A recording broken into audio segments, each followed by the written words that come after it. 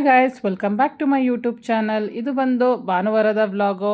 ಭಾನುವಾರ Sunday, so holiday, no office work. But ನನ್ನ ಮಗಳಿಗೆ ಟ್ಯೂಷನ್ ನಡೀತಾ ಇತ್ತು. ಸೊ ಅವಳ ಟ್ಯೂಷನಿಗೆ ಡ್ರಾಪ್ ಮಾಡಿಬಿಟ್ಟು ಅಮ್ಮನ ಮನೆಗೆ ಬರೋಣ ಅಂತೇಳಿ ಬಂದೆ. ಅಮ್ಮನ ಮನೆಯಲ್ಲೇ ಬಿಸಿ ಬಿಸಿ ಕಾಫಿ ಕುಟ್ಕೊಂಡು ಸ್ವಲ್ಪ ಹೊತ್ತಲ್ಲೇ ಇದ್ದು ಮಾತಾಡಿಸ್ಕೊಂಡು ಸೊ ಏನು ಮನೆಗೆ ಬಂದೆ. ನಾನು ಮನೆಗೆ ಬರೋಷ್ಟರಲ್ಲೇ ನನ್ನ ಮಗಳು ಕೂಡ ಮನೆಗೆ ಬಂದಿದ್ಲು.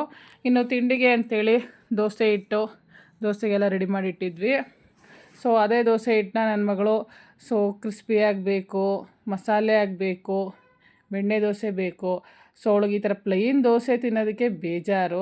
ಸೊ ಏನಾದರೂ ಒಂದು ವೆರೈಟಿ ಕೇಳ್ತಾನೆ ಇರ್ತಾಳೆ. ಇಲ್ಲಾಂದರೆ ಅದಕ್ಕೆ ಮೊಟ್ಟೆ ಹಾಕ್ಕೊಡಿ ಅಂತ, ಇಲ್ಲಾಂದರೆ ಈರುಳ್ಳಿ, ಸೊಪ್ಪು, ಸಬ್ಸಿಗೆ ಸೊಪ್ಪು, ಕೊತ್ತಂಬರಿ ಸೊಪ್ಪು, ಕ್ಯಾರೆಟು, ಜೀರಿಗೆ ಇದನ್ನೆಲ್ಲ ಮಿಕ್ಸ್ ಮಾಡಿ ಮಸಾಲೆ ಮಾಡಿಕೊಡಿ ಅಂತ ಕೇಳ್ತಾಳೆ. ಸೊ ಹಂಗೂ ಚೆನ್ನಾಗಿರುತ್ತೆ. ಈ ಥರ ಪ್ಲೇನ್ ದೋಸೆಗೆ ಗೊಜ್ಜುಗಳು ಪಲ್ಯಗಳಿದ್ರೆ ತಿಂತಾಳೆ. ಇಲ್ಲ ಅಂದರೆ ಆ ಥರ ವೆರೈಟೀಸ್ ಕೇಳ್ತಾಳೆ. ಸರಿ ಅಂತೇಳಿ ಫಸ್ಟ್ ಸ್ಟಾರ್ಟಿಂಗ್ ಒಂದು ದೋಸೆ ಹಾಗೆ ಪ್ಲೈನ್ ಹಾಕ್ಕೊಟ್ಬಿಟ್ಟಿದ್ದೆ. ಸೊ ಹಾಗಾಗಿ ಅದೇ ಕೊಡೋಣ ಅಂತೇಳಿ ಫಸ್ಟ್ ಕೊಟ್ಟೆ. ಅದಾದಮೇಲೆ ಇನ್ನು ಕೇಳ್ತಾಳೆ ಇದ್ಲಲ್ಲ ಅಂಥೇಳಿ ಇನ್ನು ಈರುಳ್ಳಿ, ಸೊಪ್ಪು ಎಲ್ಲ ಹಾಕಿ ಇನ್ನೊಂದೆರಡು ದೋಸೆ ಮಾಡ್ಕೊಳ್ಳೋಣ ಅಂಥೇಳಿ ಸೊ ಅದಕ್ಕೆಲ್ಲ ರೆಡಿ ಮಾಡಿಕೊಟ್ಟೆ. ಸೊ ಅದ್ರ ಜೊತೆಗೆ ಅವಳು ಸಾರಿತ್ತು, ಸಾರೆಲ್ಲ ತಿಂತೀನಿ ಅಂಥೇಳಿ ತಿಂತಾಯಿದ್ದಾಳೆ. ಇನ್ನು ಈರುಳ್ಳಿ ಸೊಪ್ಪು ಅವಳಿಗೆ ಅಂತ ಏನು ನಾನು ಹೆಚ್ಚಿ ಇಟ್ಟಿದ್ದೆ. ಇನ್ನೂ ಸ್ವಲ್ಪ ಮಿಕ್ಕಿತ್ತು ಅಂಥೇಳಿ ನಾನು ಒಂದೆರಡು ದೋಸೆಗೆ ಅದನ್ನೇ ಹಾಕ್ಕೊಂಡು ತಿಂದೆ. ಸೊ ಬಿಸಿ ಬಿಸಿ ದೋಸೆ ಜೊತೆಗೆ ಸಾರು ಚೆನ್ನಾಗಿತ್ತು. ಸೊ ಹೊರಗಡೆ ಹೋದಾಗಲೂ ಯಾವಾಗಲೂ ಏನಾದ್ರು ತಿಂಡಿ ಕೇಳಿದ್ರೆ ಬರೀ ದೋಸೆನೇ ಕೇಳ್ತಾಳೆ ಇವಳು. ದೋಸೆ ಅಂದರೆ ಬಹಳ ಇಷ್ಟ.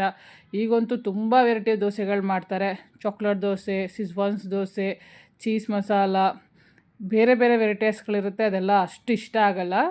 ಬಟ್ ಇದೊಂದು ಆನಿಯನ್ ದೋಸೆ, ಮಸಾಲೆ ದೋಸೆ ಇಷ್ಟ ಆಗುತ್ತೆ. ಬಟ್ ಅವಳಿಗೆ ಇವಾಗೆಲ್ಲ ಫ್ಯಾಷನ್ನು ಚಾಕ್ಲೇಟ್ ದೋಸೆನೂ ತಿಂತಾರೆ, ಸಿಜ್ವಾನ್ ದೋಸೆ ತಿಂತಾರೆ, ಚೀಸ್ ದೋಸೆ ತಿಂತಾರೆ. ನನಗಂತವು ಯಾವುದೂ ಇಷ್ಟ ಆಗಲ್ಲ.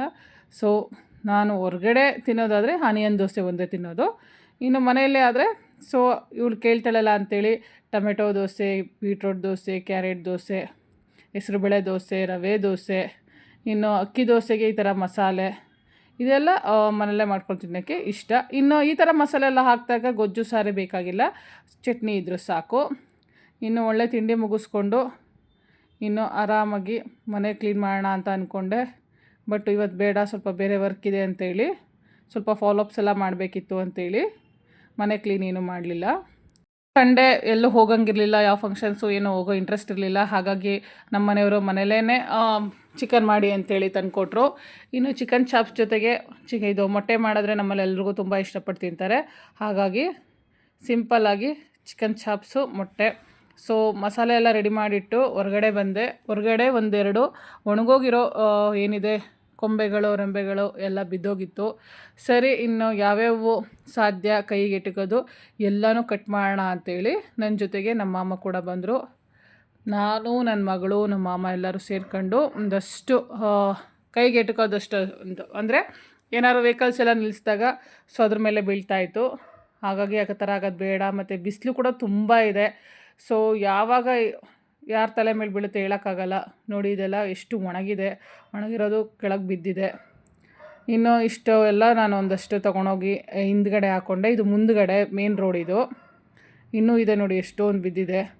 ಸೊ ಅದರೆಲ್ಲ ನೀಟಾಗಿ ಕಟ್ ಮಾಡಿ ಎತ್ತಿ ನಾನು ಹಿಂದೆ ಇಟ್ಕೊಂಡೆ. ಸೊ ನನಗಂತೂ ಚಳಿಗಾಲದಲ್ಲಿ ಒಲೆ ಉರಿ ಮಾಡೋದಕ್ಕಂತೂ ಬೇಕೇ ಬೇಕು. ನನಗಂತೂ ಬಿಸಿ ಬಿಸಿ ಸ್ನಾನ ಮಾಡಿ ಅಭ್ಯಾಸ. ತಣ್ಣೀರಂತೂ ನನಗೆ ಅಡ್ಜಸ್ಟ್ ಆಗೋದೇ ಇಲ್ಲ. ಸೊ ಎಷ್ಟೇ ಟೈಮ್ ಆದರೂ ಪರವಾಗಿಲ್ಲ, ನಾನು ಸೋಲಾರ್ ನೀರು ಕಾದಿಲ್ಲ ಅಂದರೆ ಬಿಸಿ ಬಿಸಿ ಒಲೆ ಉರಿ ಮಾಡಿ ಬಿಸಿ ಬಿಸಿ ನೀರೇ ಸ್ನಾನ ಮಾಡೋದು. ಸೊ ತಣ್ಣೀರು ಒಂದು ದಿನ ಮಾಡಿದ್ರೂ ಕೂಡ ನನಗೆ ಫುಲ್ಲು ತಲೆ ಇಟ್ಕೊಳ್ಳೋದು, ತಲೆ ಬಾದಿ ತುಂಬ ತಲೆನೋವು ಬರುತ್ತೆ. ಸೊ ಹಾಗಾಗಿ ಅಂಥ ಪ್ರಯತ್ನ ನಾನು ಮಾಡೋಕ್ಕೆ ಹೋಗಲ್ಲ. ಇನ್ನು ಇದು ಮುಂದ್ಗಡೆ ಮನೆ ಮೇಲೆ ಅತ್ತೆ ಮನೆ ಮೇಲೆ ಇರೋದು. ಸೊ ಅವರು ತುಂಬ ಗಿಡಗಳನ್ನ ಹಾಕ್ಕೊಂಡಿದ್ದಾರೆ. ಅವ್ರ ಗಿಡಗಳಂದರೆ ತುಂಬ ಇಷ್ಟ. ಎಲ್ಲರ ಮನೇಲೂ ಸೋಲಾರ್ ಇದೆ. ಬಟ್ ನಮ್ಮ ಒಬ್ಬರ ಮನೇಲಿ ಮಾತ್ರ ಸೊ ನೀರು ಒಲೆ ಇದು ಆಪ್ಷನಲ್ ಇರೋದು. ಇನ್ನೆಲ್ಲರಿಗೂ ಸೋಲಾರು, ಗೀಝರ್ ಹಾಕ್ಸ್ಕೊಂಡಿದ್ದಾರೆ. ಬಟ್ ನಮ್ಮಲ್ಲಿ ಗೀಝರ್ ನಾವು ಹಾಕ್ಸ್ಕೊಂಡಿಲ್ಲ. ಸೋಲಾರು ಪ್ಲಸ್ಸು ಒಲೆ ಉರಿ ಮಾಡೋದಕ್ಕೆ ಆಪ್ಷನಲ್ಲು ಅಂಡೆ. ನೋಡಿ ಇದು ಕರ್ಣಕುಂದಲ ಗಿಡ, ಅದು ಬೀಜ ಎಲ್ಲ ಉದುರಿ ಸೊ ನೀರು ಹೋಗೋದಕ್ಕೆ ಏನು ಜಾಗ ಇರುತ್ತೆ ಹೋಲು ಪಾಟಲ್ಲಿ, ಅಲ್ಲಿ ಬೆಳೆದಿರೋಂಥ ಗಿಡ ಇದು. ಎಷ್ಟು ಚೆನ್ನಾಗಿ ಬಂದಿದೆ. ಅದರಲ್ಲೇ ಹೂಗಳೊಂದು ಸಕ್ಕತ್ತಾಗಿ ಬಿಟ್ಟಿದೆ. ಇನ್ನು ಇಲ್ಲಂತೂ ಆ ಥರ ಗಿಡಗಳು ಇವ್ರಿಗೆ ಬೆಳ್ಸೋಕ್ಕೆ ತುಂಬ ಇಷ್ಟ. ಕರ್ಬೇವಿನ ಸೊಪ್ಪು ಗಿಡ, ಸೊ ದಾಸವಾಳ ಗಿಡ, ಸೇವಂತಿಗೆ ಹೂವು ಎಲ್ಲ ಚೆನ್ನಾಗಿ ಬಿಟ್ಟಿದೆ. ದಾಸವಾಳ ಅಂತೂ ದಿನಕ್ಕೆ 20-30 ದಾಸವಾಳ ಬಿಡುತ್ತೆ. ಸೊ ಇವರಂತೂ ಹೂವು ತೊಗೊಳ್ಳೇಬೇಕು ಅಂತೇನಿಲ್ಲ, ಅಷ್ಟು ಚೆನ್ನಾಗಿ ಬಿಡುತ್ತೆ. ನೋಡಿ ಇಲ್ಲೂ ಇನ್ನೂ ಒಂದೆರಡು ಕಡ್ಡಿಗಳು ರಂಬೆಗಳೆಲ್ಲ ಒಣಗಿದೆ. ಅದು ಯಾವಾಗ ಬೀಳುತ್ತೆ ಹೇಳೋಕ್ಕಾಗಲ್ಲ. ಕೈಗೆ ಎಟಕಿಸ್ತಾ ಇಲ್ಲ. ಕೈಗೆ ಎಟಕಿಸಿದ್ರೆ ಎಲ್ಲನೂ ಕಟ್ ಮಾಡ್ಬೋದಿತ್ತು. ಇನ್ನು ನಮ್ಮತ್ತೆ ಇನ್ನು ನಾಳೆಗೆ ಅವರೆಕಾಳು ಉಪ್ಸಾರು ಮಾಡೋದಕ್ಕೆ, ಉಪ್ಸಾರು ಖಾರ ರುಬ್ಬೋದಕ್ಕೆ ಅಂತೇಳಿ ರೆಡಿ ಮಾಡ್ಕೋತಾ ಇದ್ದಾರೆ. ಉಪ್ಸಾರು ಖಾರಕ್ಕೆ ಅವರು ಬೆಳ್ಳುಳ್ಳಿನ ಯಾವಾಗಲೂ ತುಂಬ ಸಣ್ಣಗಿರೋದನ್ನು ಈ ಥರ ಚಾಯ್ಸ್ ಮಾಡಾಕ್ತಾರೆ. ಅದರಲ್ಲೂ ನಾಟಿ ಬೆಳ್ಳುಳ್ಳಿ ಆದ್ರಂತೂ ತುಂಬಾ ಟೇಸ್ಟಿಯಾಗಿರುತ್ತೆ ಅಂತ ಹೇಳಿ. ನೋಡಿ ಮಾಮೂಲಿ ಅಂದರೆ ಫಾರಮ್ ಬೆಳ್ಳುಳ್ಳಿ ಕೂಡ ತುಂಬ ಸಣ್ಣದಾಗಿ ಯಾವುದಿರುತ್ತೆ ಅದನ್ನು ಆರಿಸ್ಕೊಂಡು ಅದರಲ್ಲಿ ಹಿಂದ್ಗಡೆ ಏನು ಪೂರ್ತಿ ಏನು ಸಿಪ್ಪೆ ಥರ ಇರುತ್ತೆ ಅದನ್ನೆಲ್ಲ ಕಟ್ ಮಾಡಿ ಅದನ್ನು ಬೆಳ್ಳುಳ್ಳಿನ ಯೂಸ್ ಮಾಡೋದು. ಈ ಥರ ಬೆಳ್ಳುಳ್ಳಿ ಎಲ್ಲ ಚಾಯ್ಸ್ ಮಾಡಿ ಹಾಕೊಳ್ಳೋದ್ರಿಂದ ಸೊ ಉಪ್ಸಾರು ಖಾರ ಟೇಸ್ಟಿಯಾಗಿ ಬರುತ್ತೆ, ಚೆನ್ನಾಗಿರುತ್ತೆ ಅಂಥೇಳಿ. ನೋಡಿ ಇನ್ನು ಒಣಮೆಣ್ಸಿಕಾಯಿ ಜೊತೆಗೆ ಸ್ವಲ್ಪ ಹಸಿಮೆಣ್ಸಿಕಾಯಿ ಎರಡನ್ನೂ ಹುರಿದಿಟ್ಟಿರೋದು. ಇದು ಸ್ವಲ್ಪ ಎಣ್ಣೆ ಹಾಕಿ ಬಾಣಲೆಯಲ್ಲಿ ಚೆನ್ನಾಗಿ ಹುರಿದಿಟ್ಕೊಂಡಿದ್ದಾರೆ. ಮೊದಲೆಲ್ಲ ಆದರೆ ಕೆಂಡದಲ್ಲಿ ಸುಡ್ತಾಯಿದ್ರು, ಬಟ್ ಈಗ ಕೆಂಡದಲ್ಲಿ ಸುಡೋಕ್ಕೆ ಹೋದರೆ ಎಲ್ಲ ಪೂರ್ತಿ ಅದು ಬೂದಿನೇ ಎಲ್ಲ ಅದಕ್ಕೆ ಹಚ್ಕೊಂಡಿರುತ್ತೆ. ಸೊ ಹಾಗಾಗಿ ಇವಾಗೆಲ್ಲ ಬಾಣಲೆಯಲ್ಲಿ ನೀಟಾಗಿ ಈ ಥರ ಹುರಿದಿಟ್ಕೊಳ್ಳೋದು. ಇನ್ನು ಅದಕ್ಕೆ ಒಂದಷ್ಟು ಕೊತ್ತಂಬರಿ ಸೊಪ್ಪು ಅಂದರೆ ನಾಟಿ ಕೊತ್ತಂಬರಿ ಸೊಪ್ಪು ಅದರದ್ದು ತುಂಬಾ ಚೆನ್ನಾಗಿರುತ್ತೆ. ಇನ್ನು ಇದೆಲ್ಲ ಬಿಡಿಸಿ ಎತ್ತಿಡೋಷ್ಟರಲ್ಲಿ ಒಳ್ಳೆ ಚಿಕನ್ ಚಾಪ್ಸು ಬೇಯ್ತಾ ಇದೆ. ನೋಡಿ ಎಲ್ಲ ಪೀಸೆಲ್ಲ ಚೆನ್ನಾಗಿ ಬೆಂದಿದೆ. ಮೊಟ್ಟೆನೂ ಬೇಯಿಸಿ ಅದ್ರ ಜೊತೆಗೆ ಹಾಕಿರೋದ್ರಿಂದ ಸೊ ಟೇಸ್ಟಿಯಾಗಿರುತ್ತೆ ಮೊಟ್ಟೆ. ಇನ್ನು ಬಿಸಿ ಬಿಸಿ ರೈಸ್ ರೆಡಿ ಇದೆ.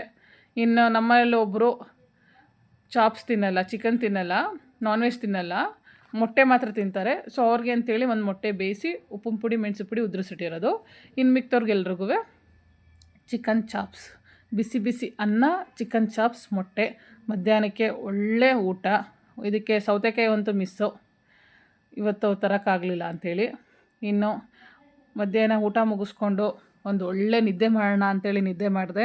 ಇನ್ನು ಸಂಜೆ ಎದ್ಮೇಲೆ ಇನ್ನು ನಾಳೆ ಸೋಮವಾರ ವಾರ ಆದ್ದರಿಂದ ಸೊ ಇಷ್ಟು ದಿನ ನಾನು ಕೈ ಎಣ್ಣೆ ಮತ್ತು ಕೊಬ್ಬರಿ ಎಣ್ಣೆ ಎರಡನ್ನೂ ಮಿಕ್ಸ್ ಮಾಡಿ ಬಿಸಿ ಮಾಡಿ ಹಾಕೋತಾ ಇದ್ದೆ. ಇವತ್ತು ಬರೀ ಕೊಬ್ಬರಿ ಎಣ್ಣೆನ ಬಿಸಿ ಮಾಡಿ ಹಾಕ್ಕೊಂಡಿದ್ದೀನಿ. ಇನ್ನು ತುಂಬ ದಿನ ಆಗಿತ್ತು, ನಾನೊಂದು ಕೆಲವೊಂದು ಡ್ರೆಸ್ಸಸ್ಗಳಿಗೆ ಸ್ಟಿಚ್ ಹಾಕಬೇಕಿತ್ತು. ಸೊ ಹಾಗಾಗಿ ಸ್ಟಿಚ್ ಹಾಕೋಣ ಅಂಥೇಳಿ ಮೇಲ್ಗಡೆ ರೂಮಿಗೆ ಬಂದೆ. ಸೊ ಕೆಳಗಡೆ ಜಾಗ ಇಲ್ಲ ಅಂಥೇಳಿ ಮೇಲ್ಗಡೆ ಈ ಹೊಲಿಗೆ ಮಿಷಿನ್ನ ಇಟ್ಕೊಂಡಿರೋದು.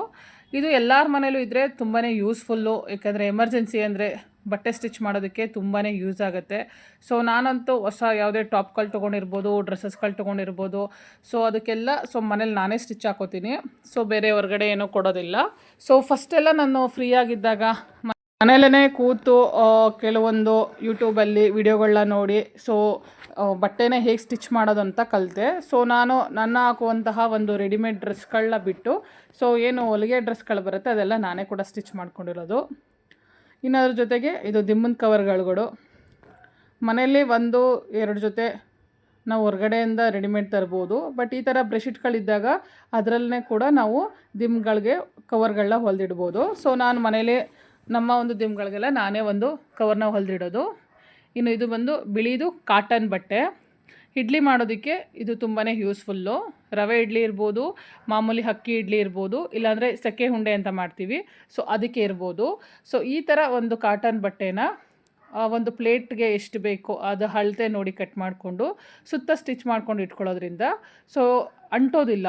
ಏನು ನಾವು ಪ್ಲೇಟ್ಗಲ್ಲೇ ನಾವು ಡೈರೆಕ್ಟಾಗಿ ಹಾಕಿದಾಗ ನೀಟಾಗಿ ಅದು ಸ್ವಲ್ಪ ಅಂಟ್ಕೊಳ್ಳುತ್ತೆ.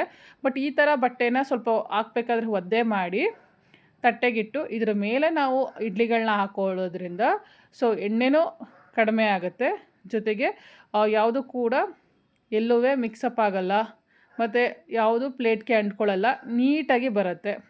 ಸೊ ವೇಸ್ಟ್ ಆಗೋದಿಲ್ಲ. ಈಗ ಕೆಲವೊಂದು ಸಲ ನಾವು ಅಕ್ಕಿ ಇಡ್ಲಿನ ಡೈರೆಕ್ಟಾಗಿ ನಾವು ತಟ್ಟೆಗೆ ಹಾಕಿ ಮಾಡಿದಾಗ ಕೆಲವೊಂದು ಸಲ ಬಿಸಿಲಿ ತೆಗಿಯೋಕ್ಕಾಗಲ್ಲ, ಅದೆಲ್ಲ ಪೂರ್ತಿ ತಟ್ಟೆಗೆ ಅಂಟ್ಕೊಬಿಡುತ್ತೆ. ಬಟ್ ಈ ಥರ ಒಂದು ಕಾಟನ್ ಬಟ್ಟೆನ ಒದ್ದೆ ಮಾಡಿ ಸೊ ಇಡ್ಲಿ ತಟ್ಟೆ ಮೇಲೆ ಇಟ್ಟು ಹಾಕೋದ್ರಿಂದ ನೀಟಾಗಿರುತ್ತೆ ಅಂಥೇಳಿ ಸೊ ಹೊಸದು ಇಡ್ಲಿ ಪಾತ್ರೆ ಬೇರೆ ತಂದಿದ್ದು, ಆ ಅಳತೆ ಹೊಲಿಯೋಣ ಅಂಥೇಳಿ ಅದು ಒಂದು ಅಳತೆ ತೊಗೊಂಡು ನೀಟಾಗಿ ಕಟ್ ಮಾಡಿ ಈ ಥರ ಸ್ಟಿಚ್ ಮಾಡಿ ಇಟ್ಕೊಳ್ತಾ ಇದ್ದೀನಿ. ಸೊ ತುಂಬ ಚೆನ್ನಾಗಿ ಬರುತ್ತೆ ಇಡ್ಲಿ ಅಂಥೇಳಿ. ಇನ್ನು ಇದೆಲ್ಲ ಸ್ಟಿಚ್ಚೆಲ್ಲ ಆದಮೇಲೆ ಇನ್ನು ಕೆಳಗಡೆ ನೈಟ್ ಊಟಕ್ಕೆ ಅಂಥೇಳಿ ಇನ್ನು ಮಧ್ಯಾಹ್ನದ ಚಾಪ್ಸ್ ಇತ್ತು, ಸ್ವಲ್ಪ ರೈಸ್ ಕೂಡ ಇತ್ತು. ಅದ್ರ ಜೊತೆಗೆ ಸ್ವಲ್ಪ ರೈಸ್ ಮಾಡಿ ಇನ್ನು ಮುದ್ದೆ ಬೇಕು ಅಂತ ಕೇಳಿದ್ರು. ರಾಗಿ ಮುದ್ದೆ ಜೊತೆಗೆ ಚಾಪ್ಸು ತುಂಬ ಒಳ್ಳೆ ಕಾಂಬಿನೇಷನ್ನು. ಅದು ಮಟನ್ ಚಾಪ್ಸ್ ಆದರೂ ಅಷ್ಟೇ, ಚಿಕನ್ ಚಾಪ್ಸ್ ಆದರೂ ಅಷ್ಟೇ, ಹಾಲು ಚಾಪ್ಸ್ ಆದರೂ ಅಷ್ಟೇ. ಚಾಪ್ಸ್ಗಳಿಗೆ ಮುದ್ದೆ ಅಂತೂ ಒಳ್ಳೆ ಕಾಂಬಿನೇಷನ್ನು. ಸೊ ಚಿಕನ್ ಚಾಪ್ಸ್ಗೆ ಈ ಮಟನ್ ಚಾಪ್ಸ್ಗೆ ಇಲ್ಲ ಮಟನ್ ಸಾರಿಗೆ ಅಂದರೆ ನನ್ನ ಮಗಳು ಕೂಡ ರಾಗಿ ಮುದ್ದೆ ತಿಂತಾಳೆ. ಅವಳು ಕೂಡ ಇಷ್ಟ. ತುಂಬ ಜಾಸ್ತಿ ತಿನ್ನೋದಿಲ್ಲ, ಸ್ವಲ್ಪ ಒಂದು ಚಿಕ್ಕ ಗಾತ್ರದಲ್ಲಿ ಮಾಡಿಕೊಟ್ರೆ ಅವಳು ತಿಂತಾಳೆ. ಇನ್ನು ನೈಟ್ ಊಟಕ್ಕೆ ಬಿಸಿ ಬಿಸಿ ರಾಗಿ ಮುದ್ದೆ, ಅದ್ರ ಜೊತೆಗೆ ಚಿಕನ್ ಚಾಪ್ಸು ಮಧ್ಯಾಹ್ನದಕ್ಕಿಂತ ಆ್ಯಕ್ಚುಲಿ ಇವಾಗ ಇನ್ನೂ ಟೇಸ್ಟಿಯಾಗಿರುತ್ತೆ, ಏಕೆಂದರೆ ಅದು ಮಸಾಲೆ ಎಲ್ಲ ಚೆನ್ನಾಗಿ ಹಿಡಿದಿರುತ್ತೆ. ನೋಡಿ ಸ್ವಲ್ಪ ಗಟ್ಟಿನೂ ಆಗಿದೆ. ಸೊ ಹಾಗಾಗಿ ಮುದ್ದೆಗಂತೂ ಒಳ್ಳೆ ಕಾಂಬಿನೇಷನ್ನು, ಒಳ್ಳೆ ಟೇಸ್ಟು. ಸೊ ಒಳ್ಳೆ ಊಟ ಆಯಿತು. ಇನ್ನು ಒಳ್ಳೆ ಊಟ ಆದಮೇಲೆ ಕೂತ್ಕೊಂಡಿದ್ದೆ, ಸ್ಪ್ರೈಟ್ ತಂದು ಕೊಟ್ಟರು ನಮ್ಮ ಮನೆಯವರು. ಇನ್ನು ಅದ್ರ ಜೊತೆಗೆ ಇವತ್ತು ಸಂಡೇ ಆದ್ದರಿಂದ ಮಜಾ ಟಾಕೀಸ್ ಸ್ಟಾರ್ಟ್ ಆಗ್ತಾಯಿತ್ತು. ಸರಿ ನೋಡೋಣ ಅಂತೇಳಿ ನೋಡ್ತಾ ಇದ್ವಿ. ಸೊ ಒಳ್ಳೆ ಎಂಟರ್ಟೈನ್ಮೆಂಟು. ನನಗಂತೂ ಈ ಒಂದು ಶೋ ತುಂಬಾ ಇಷ್ಟ. ಇನ್ನು ಅದ್ರ ಜೊತೆಗೆ ನಮ್ಮ ಮನೆಯವರು ಬಿಂದು ಕೂಡ ತಂದರು, ಯಾರಿಗೆ ಯಾವುದು ಇಷ್ಟ ಅದನ್ನು ಕುಡಿಯಲಿ ಅಂತೇಳಿ. ಸೊ ಊಟ ಆದಮೇಲೆ ಜೀರ್ಣಿಗೆ ಏನಾದರೂ ಈ ಥರ ಒಂದು ಡ್ರಿಂಕ್ ತೊಗೊಳ್ಳೋದ್ರಿಂದ ಜೀರ್ಣಶಕ್ತಿ ಚೆನ್ನಾಗಾಗತ್ತೆ.